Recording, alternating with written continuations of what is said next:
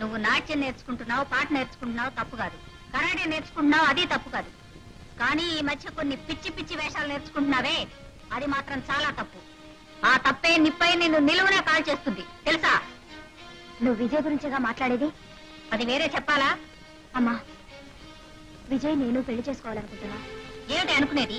మీరిద్దరు అనుకుంటే సరిపోయిందా? మేమందరం చచ్చామనుకుంటావా? సుజాత, పెళ్ళంటే నువ్వు కొనుక్కునే చీరలాంటిది కాదు, నీ ఇష్టం వచ్చినట్టు కొనేసుకోవడానికి.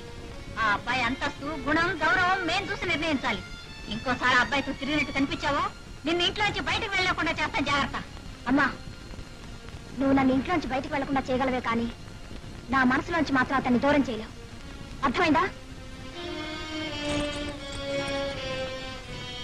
ఏమిటమ్మా జానకి ఆవేశం?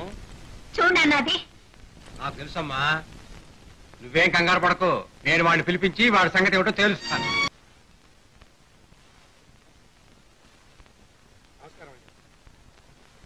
ఓ, నువ్వేనా మా సుజాత చెప్పిన విజయ్వి? అవునండి. పేపర్లో ఏదో రాసుకుని బతుకుతూ ఉంటావుట. కేవలం బతకడం కోసమే రాయటం లేదండి. నెలకెంత సంపాదిస్తావు? ఏదో నాకు సరిపడినంత. ఎప్పటి నుంచి రాస్తున్నావు? ఈ ప్రపంచం డబ్బు అనే పచ్చ కానలతో మూసుకుపోయి స్వార్థం అనే క్యాన్సర్ వ్యాధితో నాశనం అయిపోతుందని నాకు తెలిసిన క్షణం నుంచి. అర్థం లేని జవాబులు ఈ విశ్వేశ్వరరావు దగ్గర పనికిరావు. పనికిరాని ప్రశ్నలు ఈ విజయ్ కూడా అర్థం కావు. నేను ఎవరో తెలుసా? తెలుసు. ఈ విశాల ప్రపంచంలో కోటాను కోట్ల జీవరాశుల్లో మీరు ఒకళ్ళు. ఈ పడికట్టు పదాల్ని పత్రికల్లో రాసుకో, చదివిన వాళ్ళు సంతోషిస్తారు.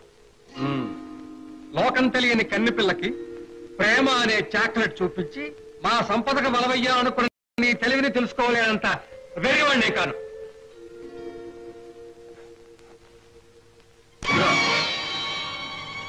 ఈ ₹1,00,000 తీసుకో, మా అమ్మాయిని మరిచి ఈ ఊరు విడిచి పారిపో.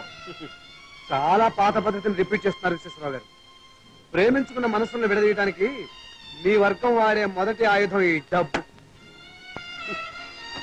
కానీ ఒక్క మాట, నేను మీ అమ్మాయిని పెళ్లి చేసుకున్నాక మీకు మీ అమ్మాయి మీద అభిమానం ఉంటే మీరు మా ఇంటికి వచ్చి గంజి తాగాల్సిందే, కానీ నేను మాత్రం మీ ఇంటికి వచ్చి పాయసం తాగను. అది నా ప్రశ్న. ఎంత అహంకారం! కాదు, ఆత్మాభిమానం. సుజాత, తాతయ్య, ఈ పొగబోతను ప్రమిస్తోంది. ఇతరులోని ఆత్మస్థైర్యానికి, నిజాయితీకి నేను వేయదలుచుకున్న శిక్ష ఏమిటో తెలుసా? ఏమిటి తాతయ్య? ఓ మంచి ముహూర్తం చూసి మీ ఇద్దరికి మాంగళ్యం తంతునానే. ఆ రోజు పురోహితుడు ఆ మాట అంటాడు. Thank you very much sir. Thank you. Thank you తాతయ్య.